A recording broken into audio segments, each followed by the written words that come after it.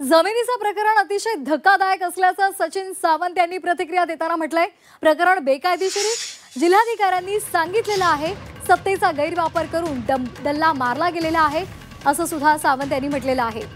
जागेला सोन्याचा भाव आल्यामुळे डल्ला मारला, कोट्यवधी रुपयांचा गैरव्यवहार झालाय असं सावंत यांनी म्हटलेलं आहे।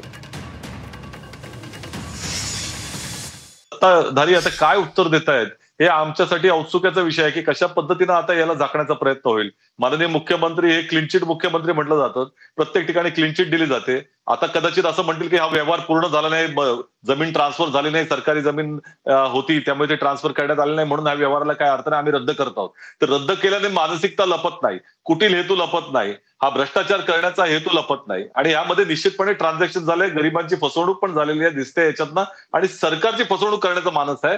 त्यामुळे यापेक्षा भयानक गोष्ट कुठली असू शकत नाही। नावामध्ये सत्ता दिसते ना आणि त्यामुळेच तुम्ही लक्षात घ्या की जोपर्यंत त्या सरकारने जमीन त्याच्यामध्ये संमती दिलेली नसताना देखील स्टॅम्प ड्युटी माफी कशी होऊ शकते, म्हणजे हे आश्चर्यकारक आहे।